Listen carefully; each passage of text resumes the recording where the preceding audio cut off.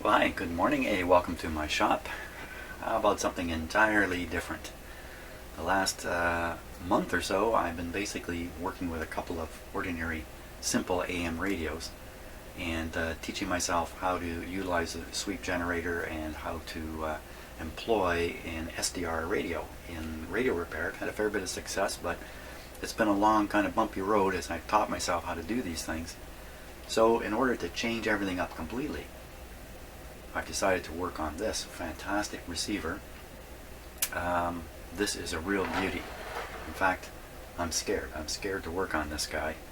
This is probably one of the most valuable things that's come through my shop here. This is a McIntosh MR-71 FM receiver. FM only.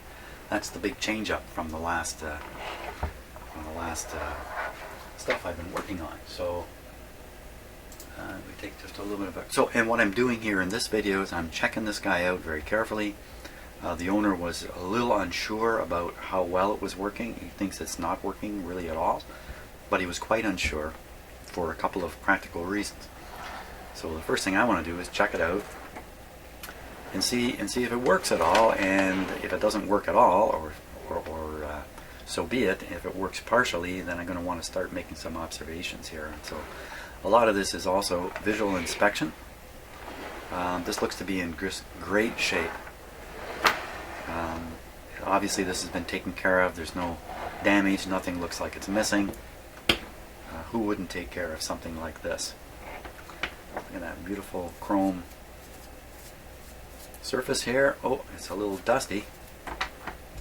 And what a complicated FM receiver. This one, I believe, the day that this one came on the market, it was the top of the line in the world, I believe. Now, I guess those things are always a little bit debatable. Certainly, if it wasn't the top, it was right up there. So, fantastic. Lots of curious things up here. Let's take a closer look. See what we can see. In fact, just while you stare intently at that, I'm going to turn on my own big screen TV so I can see more clearly what it is I'm aiming the camera at. So, a little bit reflective. There's the front end. Let's see, volume. There's the power switch, mono, stereo. Okay. Auto frequency control. What's it say under there?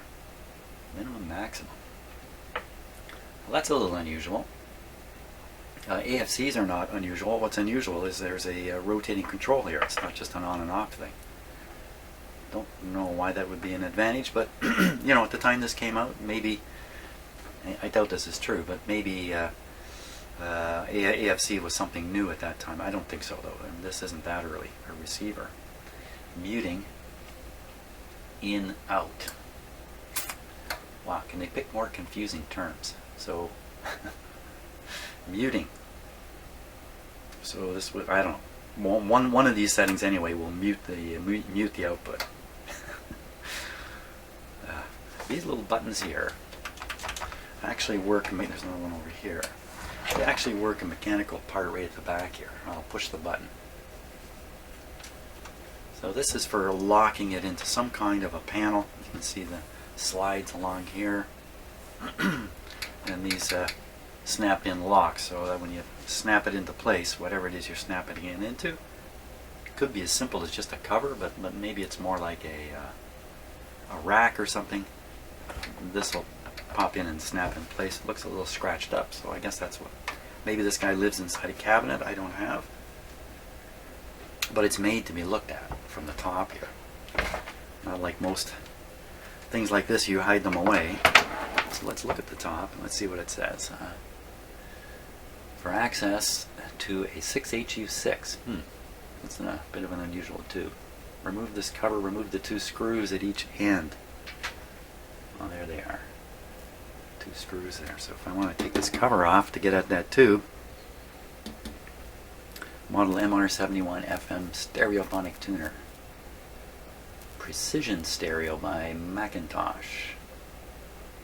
Made in New York. Okay, a little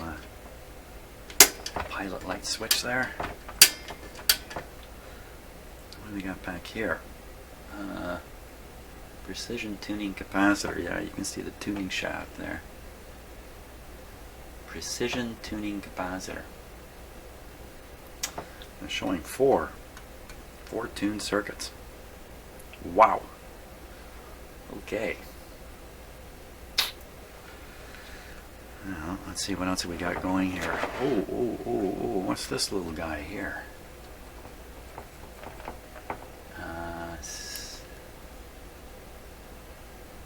6DS4. I think that's a miniature vacuum tube, you know that? My gosh, I think I've only seen one of these. I've never actually had one in here. But I think that's what that is. I could be wrong though. And the rest of these are just your regular sort of tubes covered up. Most of these are pretty popular tubes, I think. 12AT7, 6AU6, AU6, AU6, AU6, 6CS6. Looks like it says limiter. It's rubbed off a little bit there. Okay, so what's this guy? I don't know.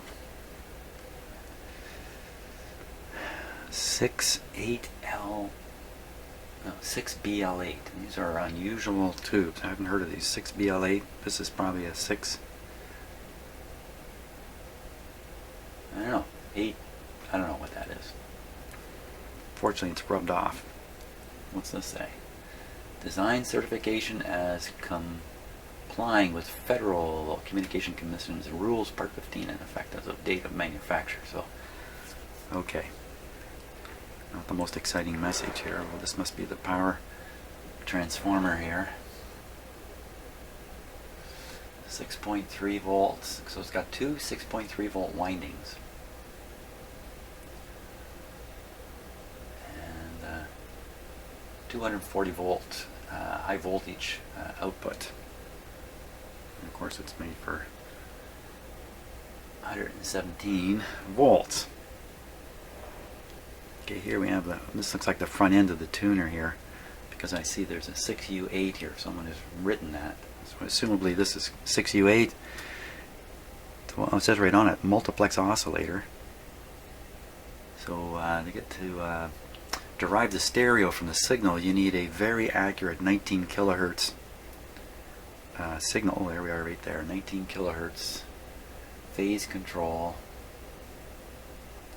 multiplex light adjustment. So this must be triggering a panel light that comes on when the receiver is receiving stereo. 19 kilohertz. So this I believe is the discriminator. This whole piece here is the discriminator. I'm using the right term, maybe I'm not. I'm probably not. Put it in ordinary English, this is what separates out the two channels from the incoming single signal coming on the antenna. It gives you your left and right somehow. And what is that? SCA filter.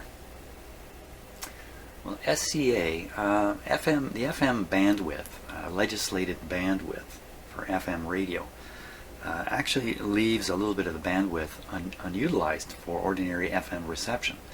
So that little bit of the bandwidth is further utilized by another subcarrier. I don't, well, 67, maybe it's 67, maybe it's 54, I don't know offhand.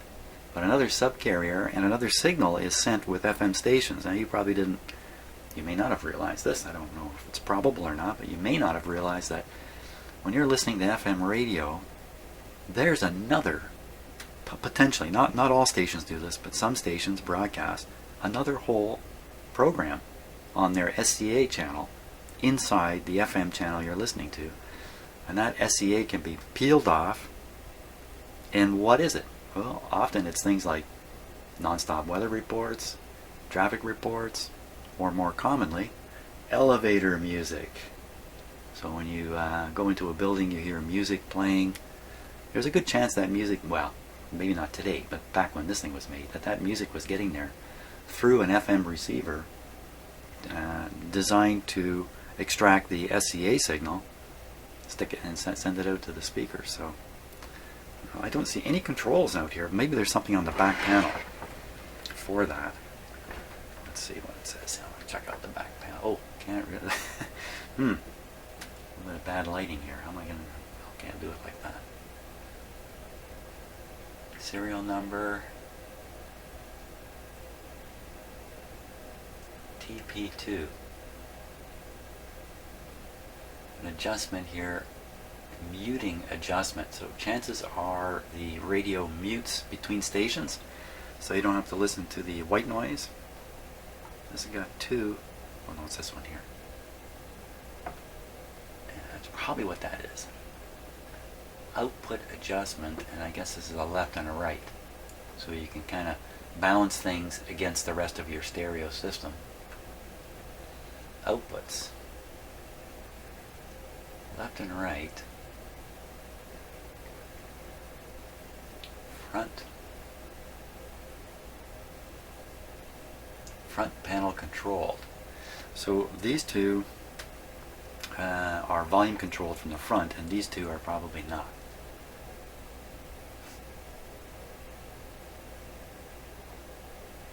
I don't know why there's a dot here and not here. What are they trying to say there?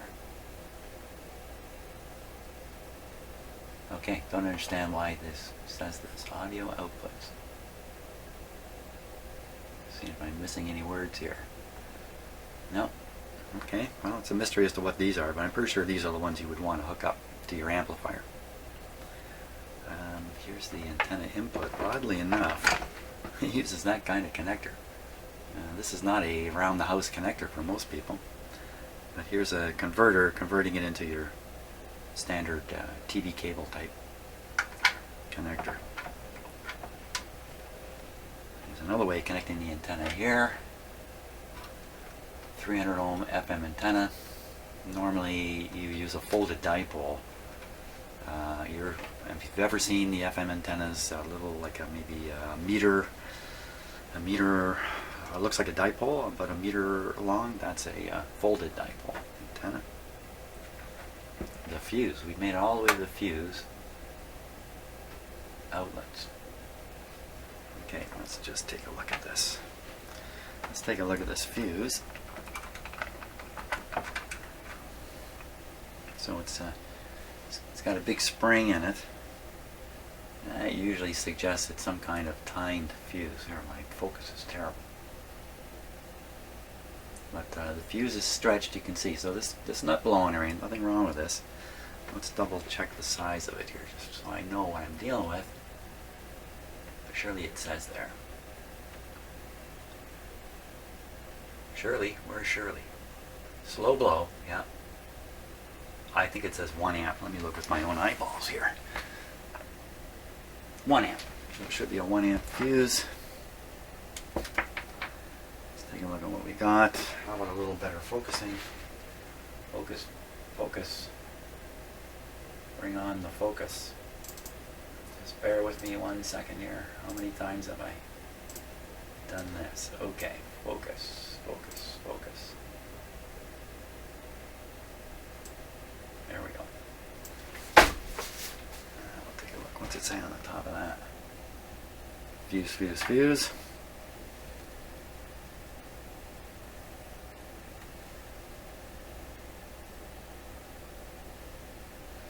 It's 250 volts. Ooh, what's that say? 3-2.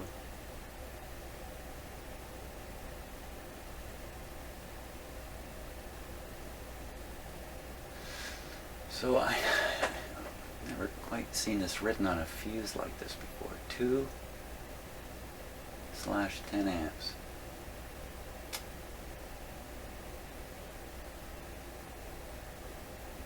What's it say up in the top part there?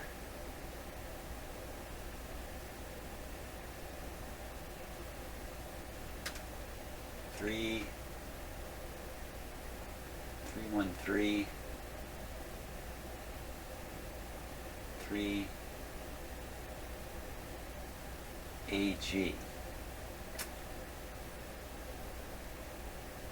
lot of numbers on this little fuse here. So this is going to have a couple ratings. It's going to have one where if you run too much current, like let's just guess 2 amps through this thing long enough, it'll blow, because it'll melt some solder here and blow. On the other hand, for a short time you can pump a heavy current through this for a short time. And maybe that's what the 10 is, the 10 amp. So it'll carry a 10 amp rush for a fraction of a second. And maybe it's 3 amps in the long run. You can run 3 amps steadily through it. I'm not sure, but it doesn't seem, I don't see 1 amp on here. This thing seems to be an incorrectly rated fuse. That's what it looks like to me. Slow blow is correct, but it looks like the rating's wrong. We'll have to check into this very carefully, because if it's clearly a 1 amp slow blow that should be in there. Yeah. What's at stake from putting the wrong size fuse in here is basically this great big transformer, and I'm sure a few other things are at stake here, but this big transformer is at stake. Would you want to blow this guy up? Yikes. That would be sad. That would be one big reason why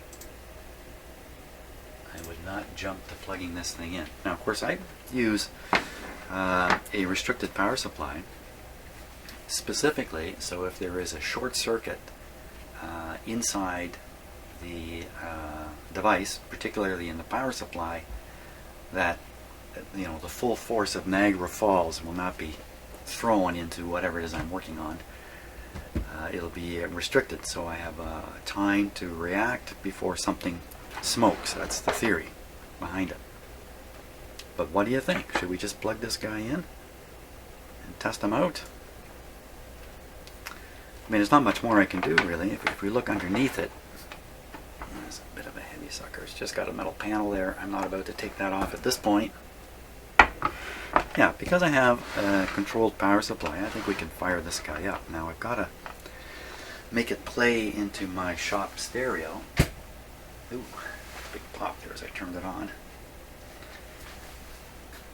And so I think I'm just going to stop the video and get things set up so we can give this guy a go. Ooh. Okay, now the thing about using restricted power on something as large as this, has this many tubes in it, is the power may be restricted to the point where it doesn't even work properly. Chances of that causing damage is really small. In fact, so small I don't think there's any real concern. So when we switch it on, the voltage being supplied to the plug will be reported on this screen here. And what we should see when I first turn it, before I turn the power on, let's make sure it's turned off, by the way. This will report the full line voltage, which today is something around 124, something like that. The moment I turn it on, this will drop quite a bit. In fact, it might even shut this thing down. It may drop so low that this thing doesn't have enough voltage to operate anymore. But maybe not. You drop down to 95 and then fairly quickly rise up. That's the effect of the heaters heating up in the tubes. Now once the heaters heat up and the tubes are hot and the power supply is producing high voltage, you start getting current flowing through the tubes. This extra current has to be supplied. It's going to come through the power cord, and because I have restrictions on, this supply voltage will begin falling. Because I'm using a dim bulb system, and I'm not showing you the bulbs in this case, because we're going to look at this thing.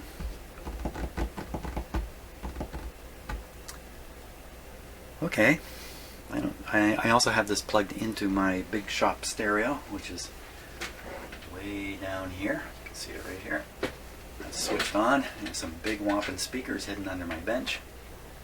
So we have the potential to get really good sound out of this if it's working.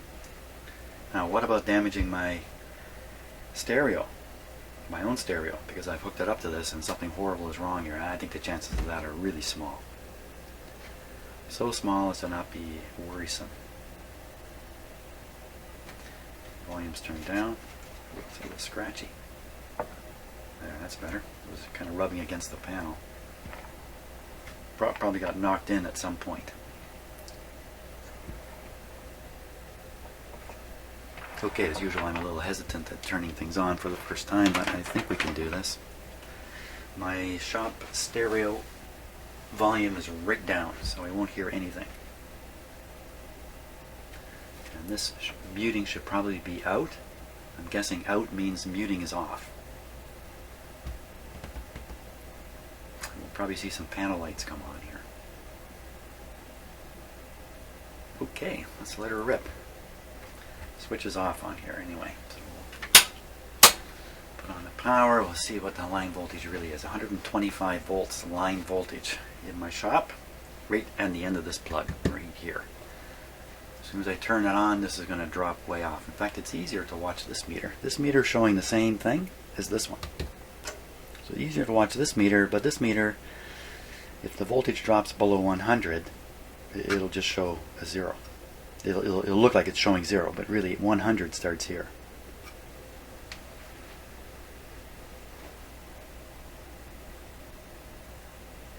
Okay, here we go.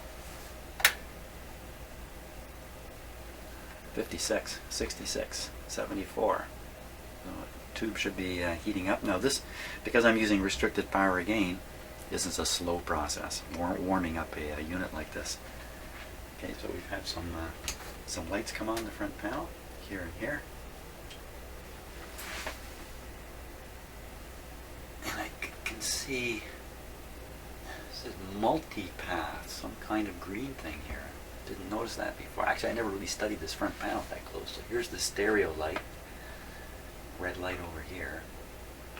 That's the tuning indicator plus and minus, and the signal strength indicator here. We have no antenna on it. Yeah, that doesn't help. I have no antenna. Okay, so we're looking at this now, waiting for it to... Wow, that's pretty darn low. Just so you can see my my bulbs. You see them there? I got 2 light bulbs, both in parallel. Glowing a bit, not a lot. But 87 is pretty darn low.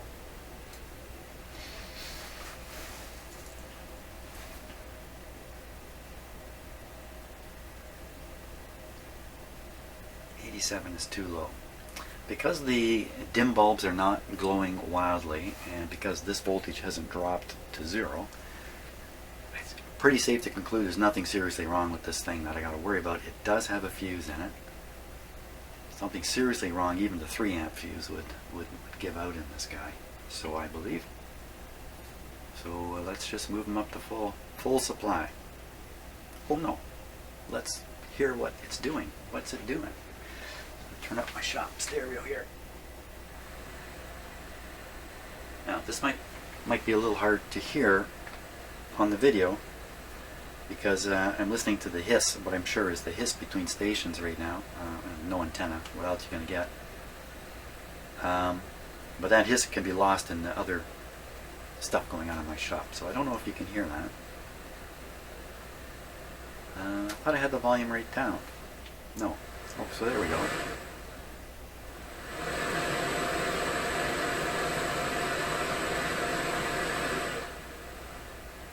Sounds great. That's exactly what it should sound like. Let's verify this muting thing.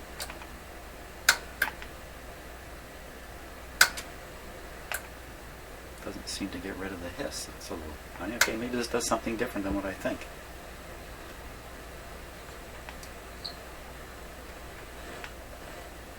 Controls don't seem noisy or anything. I think we got to stick an antenna onto this.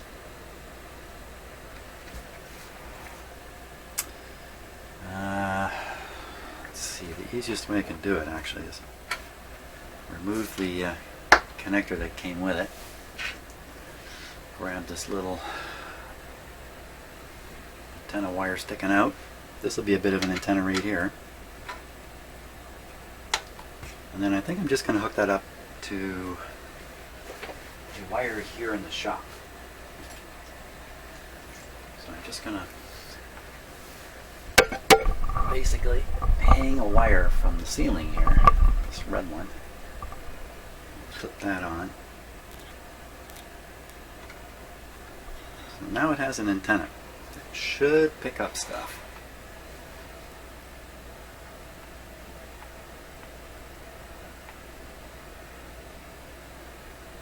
I'm watching these meters very intently and listening. Here. Muting is out.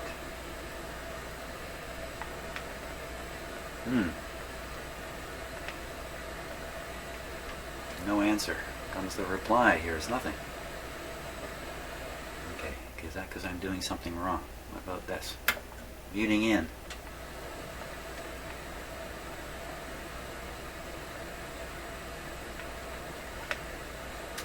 Not talking to me. I'm sure out is the right position. Let's go on stereo.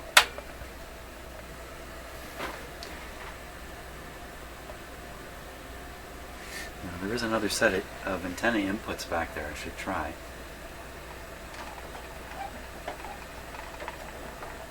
And I don't have a folded dipole antenna handy, unfortunately. Let's try the other antenna. Whoops. So we just, again, this is not really an appropriate kind of antenna, but it should do the trick. I'm going to attach this to the two screws. Let's just see if one of them makes more difference than the other. Oh, no difference at all.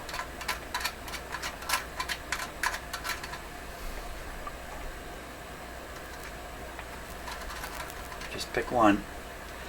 Okay, my wild guess is the front end of this radio is dead. It's got a dead tube in the front end. Hey, that's my guess. Always need a guess.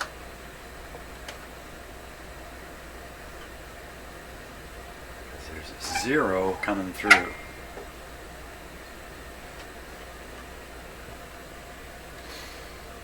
Okay, let's bring this guy into play here.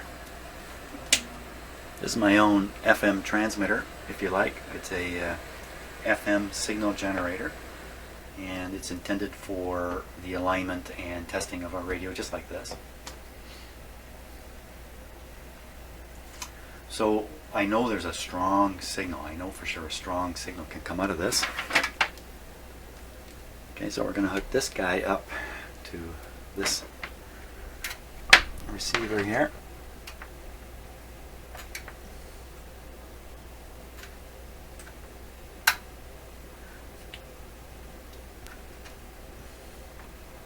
Okay, so it's clipped onto the 300 ohm input. This guy transmits around 100, so we're right in the area here.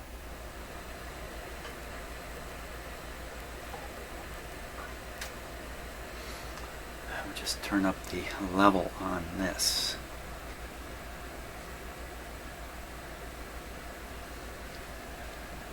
If I can figure out how to do it here. Here it is. Okay, so we're putting out as strong a signal as we can. 0 reception. Something I got wrong here. I better check this.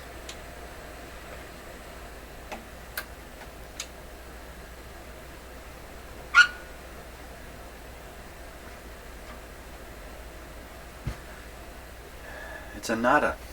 Nada working. Okay, so we've had it going for a while. It's still on. Yeah, I'm still on restricted power. Duh! Didn't I throw it onto full power? Okay, that's probably why it's not working. That's okay. Good to go through it and test it like this anyway. I'm still on 87 volts here, so let's put this up to full. It'll probably all come to life now and everything will be fine. Here we go. Give it a moment. I'm listening for crackling, all that kind of stuff. Like crackling of things catching fire, all that kind of stuff. Stone silence. Okay, still using the signal generator.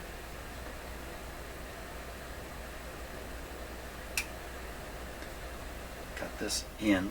I think that's the way it should be. Oh my. I'm running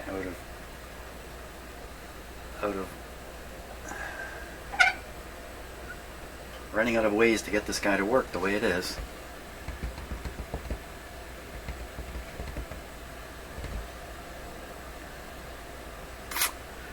Okay, and what I was going to say a moment ago, this has been running a little while now. The tubes should have some heat in them that I can feel. Let's see if all the tubes are warming up. So it's just a matter of handling them all.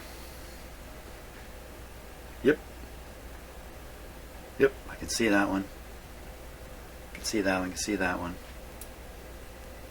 Yep. Yep. Yep. Yep. Yep. Yep. They're all warming up. Any hidden tubes in here? Yeah, there's one hidden tube up here. Okay, let's take this panel off. Really wasn't planning on taking anything apart yet on this, but so be it.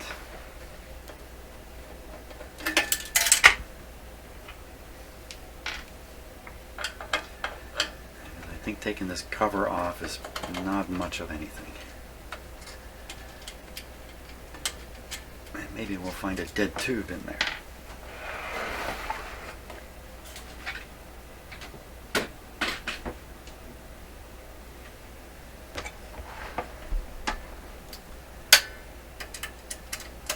Oh, that screw's not right.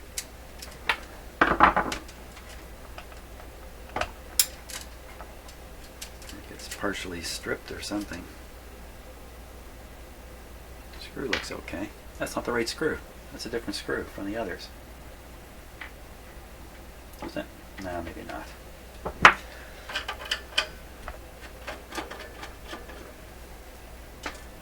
Okay. Lift off this panel. Carefully. Swing.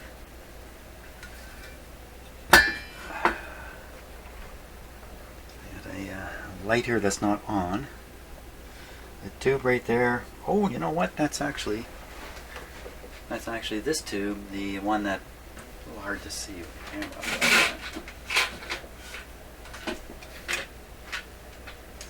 You can see these two green dots. That's actually one of those magic eye tubes. Probably does this as you tune. Basically doing the same thing this guy's doing over here, I think. It's on. It's on, it's working. So, no way to account for the problem. Oh, there is the one more. That little tiny tube. That little tiny weenie tube. So I don't know that much about them. That's this guy here.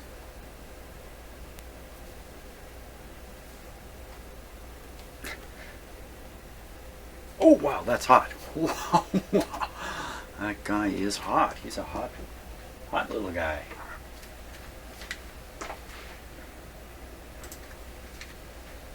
It's a little hard to measure temperature. I mean, this is not quite so precise, but let's just take a look and see what it says. 36, 31, nothing too exciting there. 36. If you look right down into one of these tubes, 48.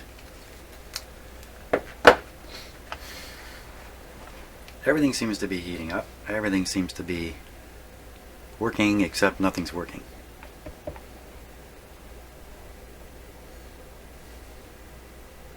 Okay. I think I know what the challenge is with this. It doesn't work. Now, am I absolutely sure I've got a strong FM signal coming out? Not quite. Let's get some evidence of that. Evidence of a strong signal coming out here. I said if you could go back in time and kill baby Hitler, would you? I need to know. And hell yeah, I would.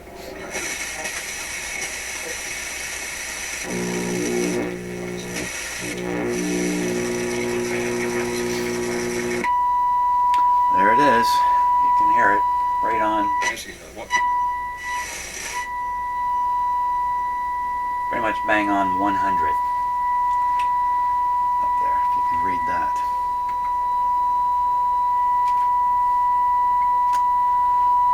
So, no question, strong signal coming out. Shh, shh, shh, shh. Coming out, but not coming out of here.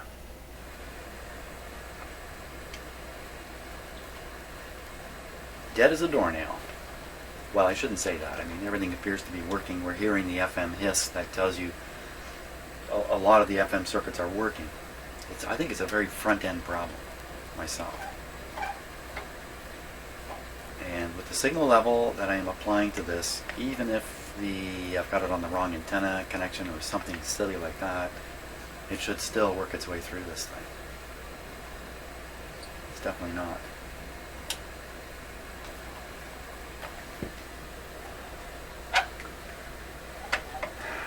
He's dead, Jim.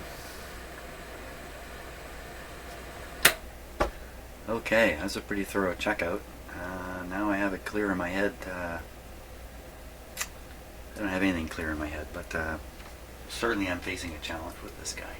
Perfect. That's just what I'm looking for. If doing this stuff was the easiest pie, I would lose interest in it pretty quick. And I'd be off to do something else that's a little more challenging. But I find this work endlessly challenging.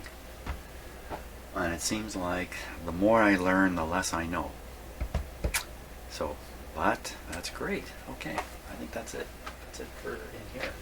That's all we can do for now. Thanks so much for watching.